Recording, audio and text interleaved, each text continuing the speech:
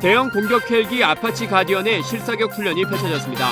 전력화 이후 처음 선보인 이번 사격에서 현존 최강의 헬기다운 막강한 화력을 선보였습니다.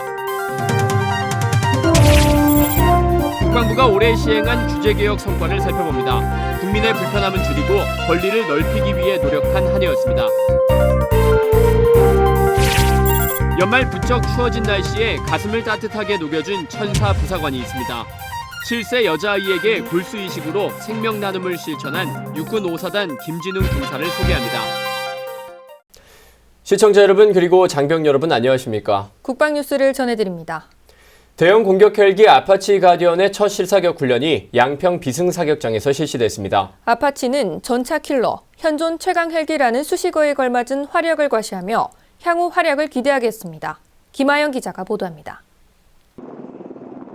거대한 모래바람을 일으키며 아파치 헬기가 그 위용을 드러냅니다. 연이어 발사된 2.75인치 로켓은 2km 이상 떨어진 표적의 나라가 꽂힙니다. 지난 5월 우리 군의 아파치 헬기가 처음으로 도입된 후 최초로 열린 실사격 훈련 현장입니다. 육군 항공작전사령부는 지난 9월과 12월 아파치 대대를 차례로 창설하고 조종사 양성 과정을 진행하고 있습니다.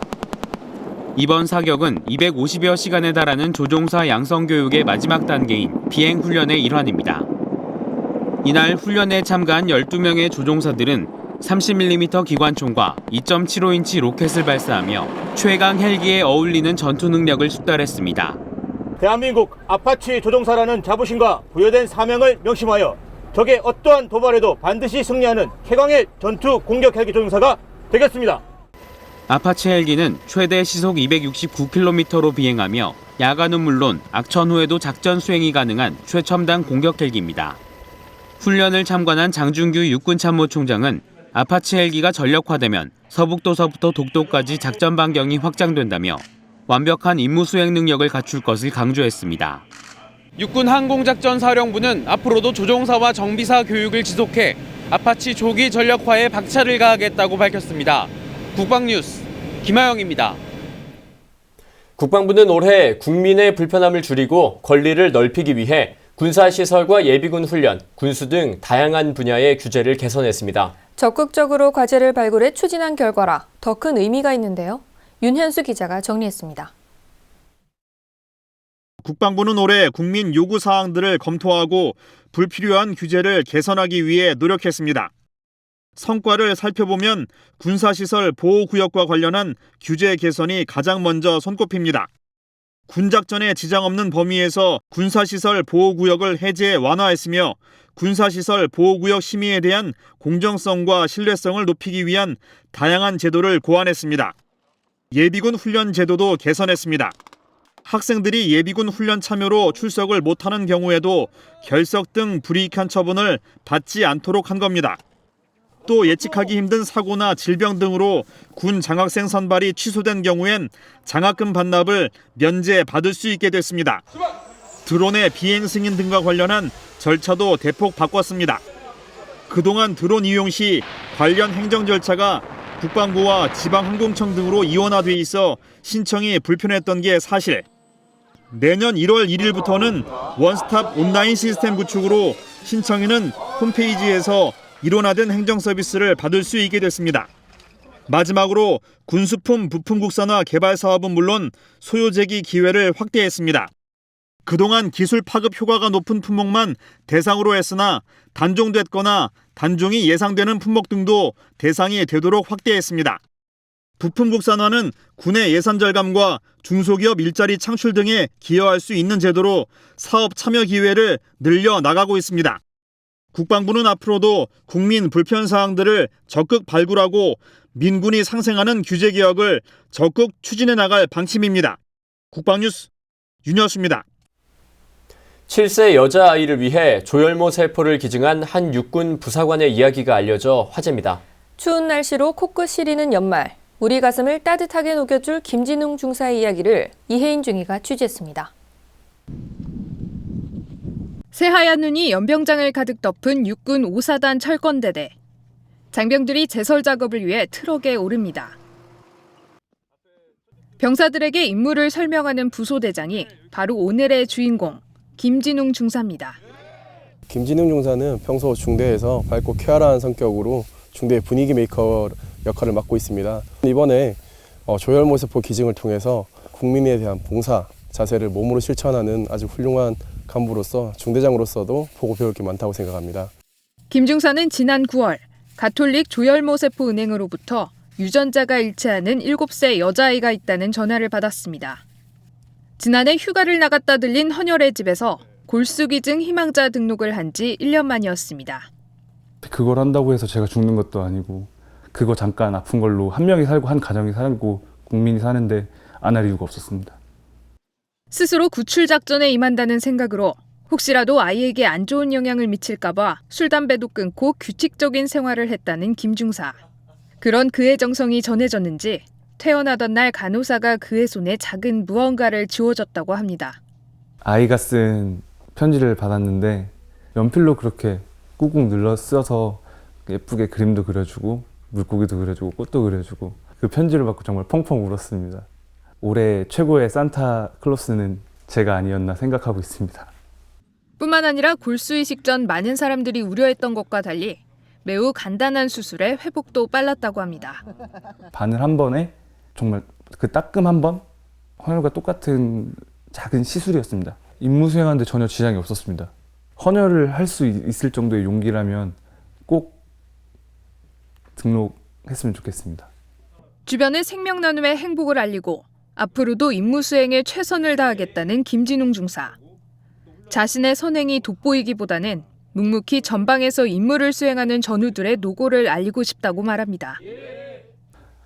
이번 골수기증을 계기로 알려지게 된 건 제게 매우 영광스러운 일이지만 저뿐만이 아니라 우리 군 모든 장병들이 국가와 국민을 위해 항상 헌신하고 희생하고 있다는 걸 기억해 주셨으면 합니다.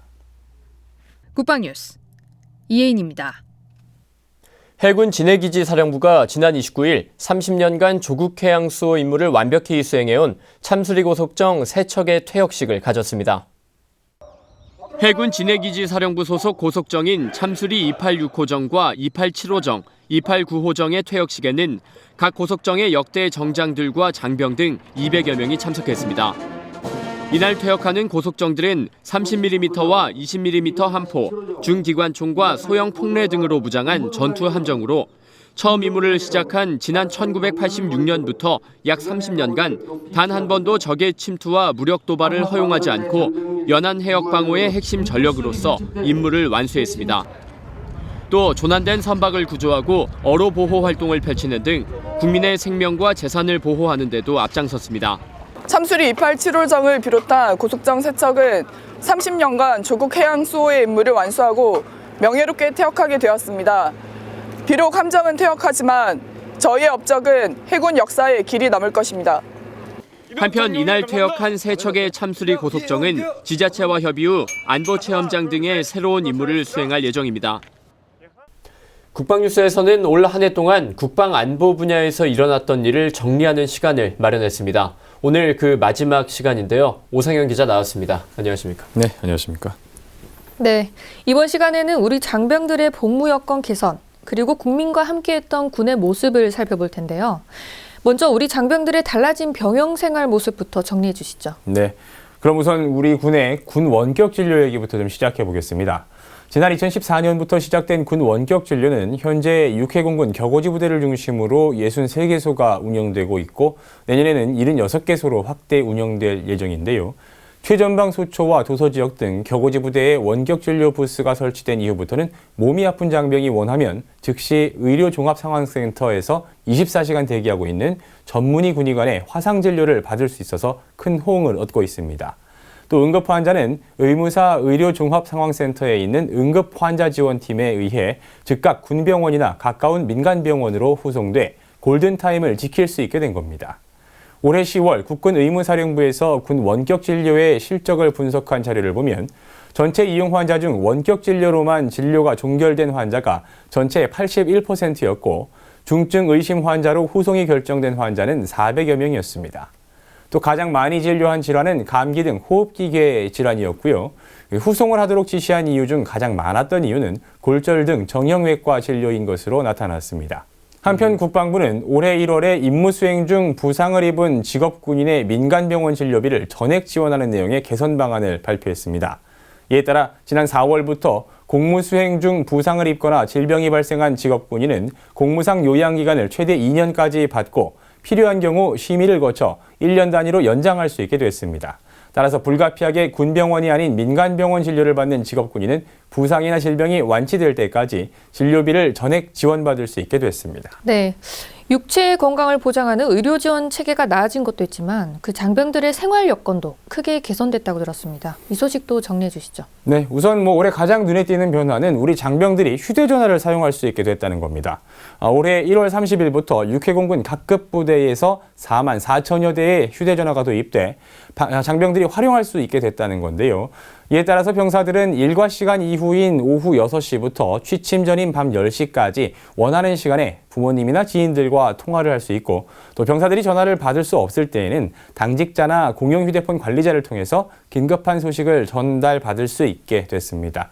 장병의 정신건강을 위한 변화는 또 하나 있었습니다. 바로 전군에 독서 카페가 들어서고 병영 도서관이 활성화된 건데요. 올해 4월 육군 3사단이 사랑의 북카페 18호점을 개관하면서 전군 최초로 부대 내 전 GOP 소초에 이 북카페 개설을 완료한 부대가 생기는 등 정말로 북카페 열풍이 불었습니다. 이렇게 컨테이너 크기에서부터 병영생활관 곳곳을 활용한 이 북카페는 370여 개가 넘는데요. 육군 인사사령부는 이 북카페와 병영도서관을 잘 운영한 부대를 선정하기도 했습니다. 그래서 병영도서관 최우수 부대는 육군 2기갑 여단 불사조대대가 그리고 독서카페 최우수 부대는 육군 23사단 대진소초가 선정됐습니다. 장병들은 이곳에서 보내는 시간 덕분에 군 생활이 달라졌을 뿐만 아니라 전역 후에 자신의 인생을 설계할 수 있는 그래서 인생을 바꿀 수 있는 장소가 됐다면서 크게 만족감을 나타내기도 했습니다. 네, 정말 장병들의 생활 여건 개선을 위한 많은 변화가 있었던 것 같습니다. 네, 그런가 하면 제도적으로 개선된 내용도 많지 않습니까? 몇 가지 좀 짚어주시죠. 네, 가장 중대한 조치 중 하나는요. 병영 내에서 폭행 사건이 발생했을 때 피해자의 의사와 관계없이 가해자를 처벌할 수 있는 법안이 통과됐다는 겁니다.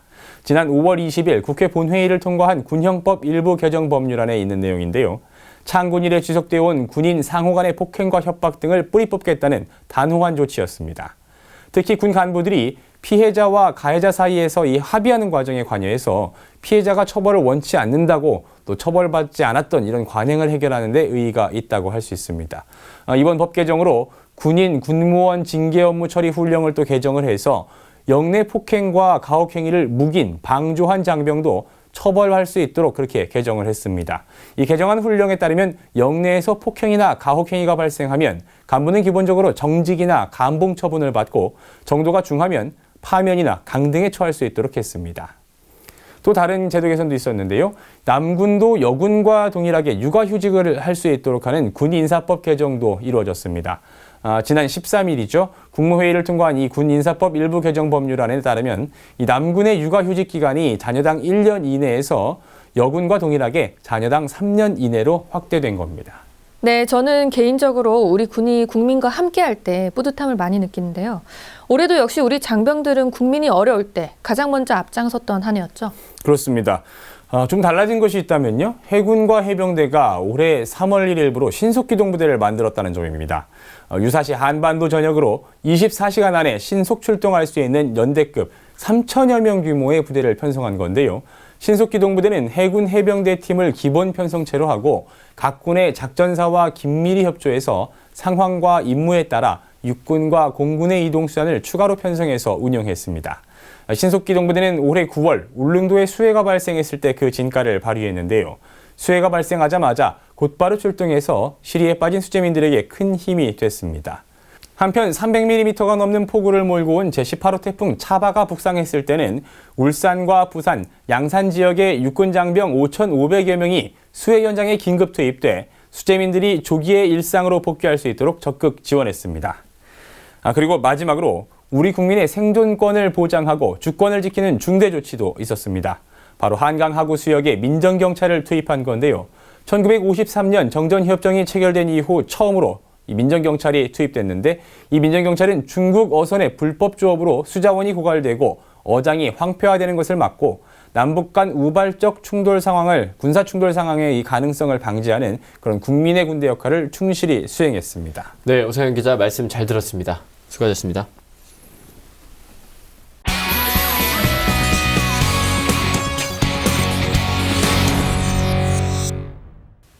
우리 정부는 북한의 제4차 핵실험 이후 대북 확성기 방송을 전면 재개한 바 있습니다. 확성기 방송에는 북한 지도부 인사의 숙청이나 망명 등 김정은 체제의 난맥상을 담은 체제 비방부터 북한의 젊은 장병들의 감성을 움직일 수 있는 아이돌이나 걸그룹의 노래까지 다양한 내용이 포함되어 있는 것으로 알려져 있습니다. 이러한 우리 측 입장에 더해 동맹인 미국 역시 북한으로의 외부 사조 유입에 적극 나서고 있습니다. 미국 정부는 지난 2004년도에 제정된 북한 인권법에 따라 북한 민주화 운동의 일환으로 북한으로의 정보 유입을 지원해 왔습니다. 오바마 행정부는 지난 7월 김정은을 비롯한 북한 지도부 주요 인사들을 인권 제재 명단에 올린 데 이어 북한의 5차 핵실험 직후인 지난 9월에는 대북 제재 강화법에 근거하여 대북 정보 유입과 관련한 보고서를 미 의회에 제출하였습니다. 이를 좀 더 구체적으로 살펴보면 북한의 인권 개선을 위해 총 265만 달러, 우리 돈으로 약 30억 원을 지원하겠다고 발표하였습니다. 라디오, DVD, USB 등 검열에서 자유롭고 이용하기 간편한 전자통신 수단을 대량으로 보급하여 북한 주민들의 외부 세계 접촉 기회를 크게 늘리겠다는 방침은 이번 발표에서 가장 눈에 띄는 대목입니다. 5차 핵실험 이후 미국이 본격적으로 북한 체제 흔들기에 나선 것이 아니냐는 해석까지 나오면서 향후 미국의 움직임이 주목됩니다. 외부 사조 유입의 대상이 된 북한은 이로 인한 주민들의 동요를 미연에 방지하기 위해 군과 주민에 대한 통제를 강화해 나가고 있습니다. 우선 북한은 대남 맞불 방송 대신 대남용 확성기를 북쪽으로 돌려놓고 북한군을 대상으로 자체 방송을 진행하고 있는 것으로 알려져 있습니다. 그리고 우리 정부의 대북 확성기 방송 이후 총정치국을 중심으로 최전방 부대 군인들의 사상 동요를 막기 위한 정신교육을 강화하고 있습니다. 북한이 체제 결속을 위해 연이은 핵, 미사일 도발에 나서고 있지만 김정은의 실정에 따른 내부 동요도 커지고 있는 상황입니다. 이럴 때 외부 사조를 통해 김정은 체제의 모순과 거짓 선전을 북한 주민들에게 드러내는 것은 우리가 취할 수 있는 가장 공세적인 대응 중의 하나일 것입니다. 소독TV를 비롯한 서방으로부터의 외부 사조가 동독의 민주화와 독일의 통일을 이끌어냈다는 점을 감안할 때 북한의 의미 있는 변화를 위해서라도 더욱 많은 외부 사조가 북한에 유입될 수 있도록 해야 할 것입니다. 우리의 입장에서는 김정은의 폭주를 부각시켜 체제에 대한 비판 여론을 형성하고 통제와 억압에 찌든 북한 주민과 군인들에게 자유를 맛보게 함으로써 북한 권력의 핵심인 군부에까지 영향을 미치도록 하는 것이 매우 중요할 것입니다. 국방주간 이슈의 이명철이었습니다. 이번 주말 교통 상황은 어떨지 알아보겠습니다. 네, 한국도로공사와 함께하는 고속도로 주말 교통정보입니다.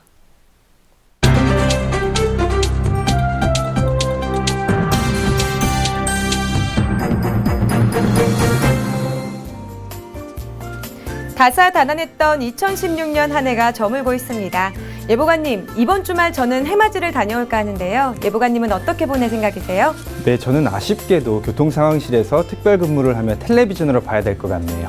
아, 그렇군요. 그럼 고속도로 교통 상황 당연히 어렵겠죠. 네, 해맞이 여행객이 많은 영동고속도로와 서울 양양고속도로 위주로 많이 막히겠는데요. 특히 영동고속도로는 오전 10시부터 새벽 5시까지 혼잡할 것으로 보입니다. 네, 토요일 지방 방향은 오후 1시쯤 가장 혼잡하겠는데요. 이때 이동하신다면 최대 소요 시간은 서울에서 강릉까지 4시간 10분 정도 예상됩니다. 저도 출발 전에 고속도로 교통정보 앱을 통해서 교통 상황 꼭 살펴봐야겠네요. 네, 정체 구간은 경부고속도로 동탄에서 천안 구간, 서해안고속도로는 매송에서 서평택 구간 가장 밀리겠고요. 영동고속도로는 오후 2시쯤 덕평에서 호법, 여주에서 원주 사이 가장 어렵겠고요. 1월 1일 0시쯤 정체가 다시 이어지면서 문막에서 원주 구간 총 16km 정체가 예상됩니다. 네, 일요일 서울 방향 예상되는 최대 소요 시간입니다. 강릉에서 서울까지 6시간 10분 정도 예상되고요. 오후 6시쯤 가장 혼잡하겠습니다. 네, 정체 구간은 영동고속도로 대관령에서 원주 구간 총 81km 정체가 예상되고요. 경부고속도로는 목천에서 오산, 서해안고속도로는 당진에서 서평택 구간 가장 어렵겠습니다. 네, 영하권의 날씨로 일부 구간에서는 빙판길도 예상됩니다. 앞차와의 거리 충분히 확보하면서 안전운전하시고요. 예보관님, 새해는 더 행복하시길 바랍니다. 새해 복 많이 받으시고요. 지금까지 국방TV와 한국도로공사가 함께하는 주말 교통예보였습니다. 오늘은 국방부에서 올 한 해 동안 개선한 규제개혁의 성과에 대해 전해드렸는데요. 우리 군은 한 해의 결실을 잘 마무리하고 국민의 군대로서 더욱 발전하는 2017년을 위해 노력할 것입니다. 시청자 여러분들도 올 한 해 유종의 미 거두시길 바라며 새해 복 많이 받으십시오. 저는 10개월 동안의 뉴스 앵커 임무를 종료하고 내년부터 현역 기자로 현장에서 여러분들을 찾아뵙겠습니다. 국방뉴스를 마칩니다. 시청해주신 여러분 고맙습니다.